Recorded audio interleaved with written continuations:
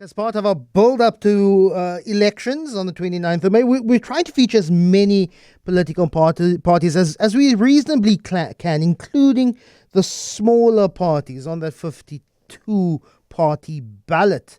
And today we feature the African Restoration Alliance, AFRA, which was founded in 2020. I have seen them participate in local government elections in 2021. So joined now by Jerome Swartz, is the leader of the African Restoration Alliance. You come out of the ACDP. You're a former ACDP. Jerome, good morning.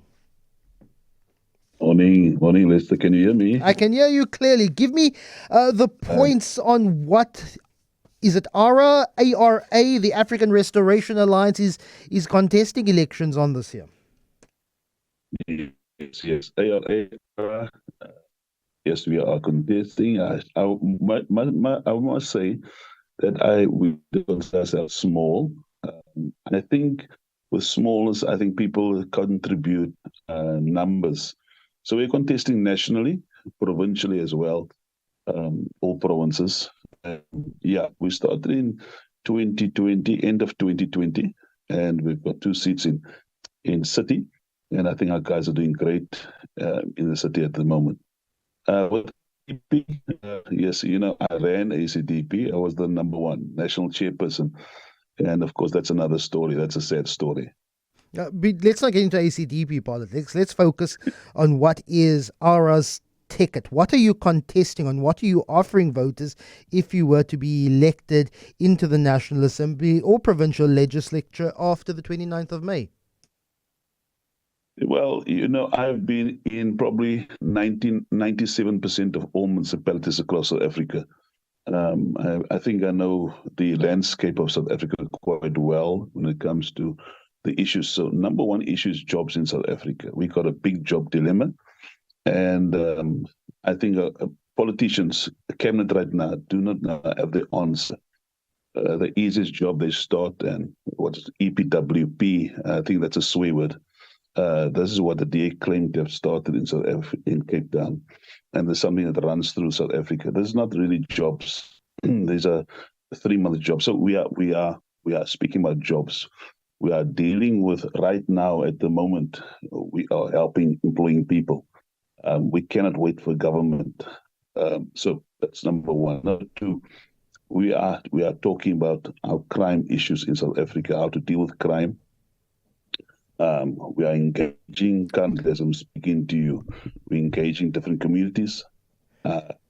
What's your plan? What's your plan, Jerome, to address crime in a country where we have 77 murders in this country every single day? Just this week and over the course of the weekend here in Cape Town, we had, I think, 45 people killed. What is then your plan?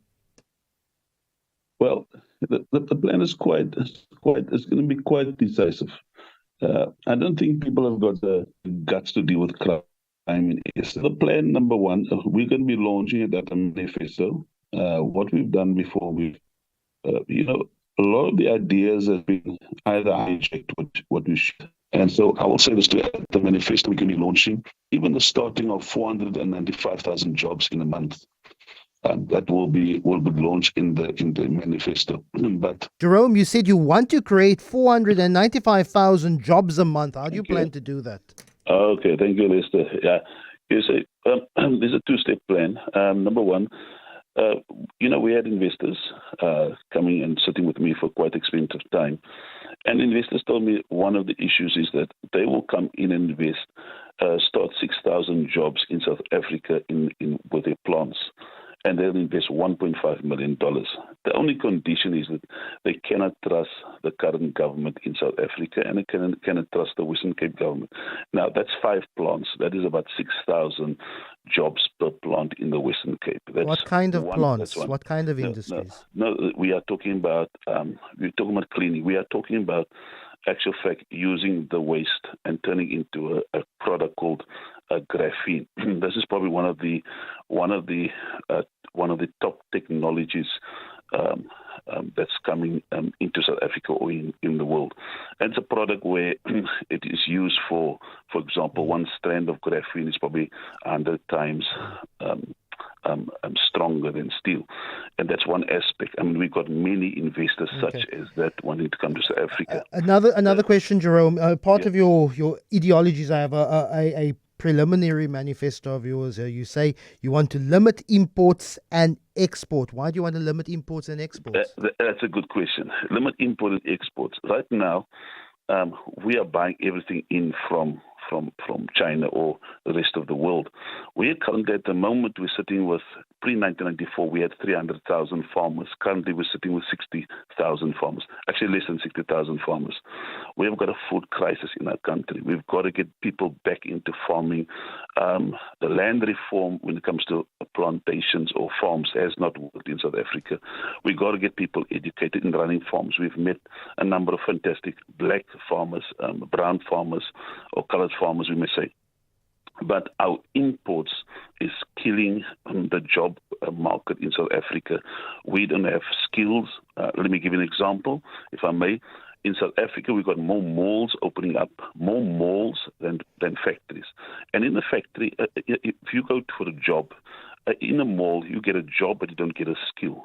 Even with a factory, you're going to get a job and a skill. Let me say this to you, that in a mall, you have, and we're not downgrading the job, but packing is not a skill. Working on a till is Jerome, not a skill. Running out of time, I want to ask you one more question. Part of your manifesto is also you denounce liberal radicalism. What is liberal radicalism to you?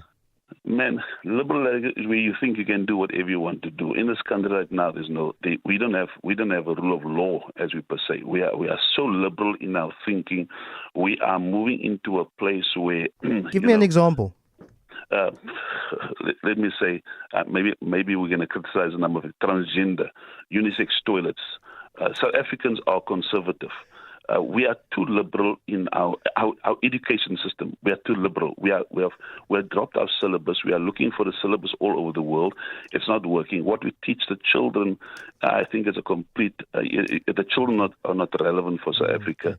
Jerome Swartz, that's all we have time for. Thank you so much. Really appreciate it. I have to get to Eyewitness News, but that's the pitch from the ARA, a smaller party contesting in the 2024 election.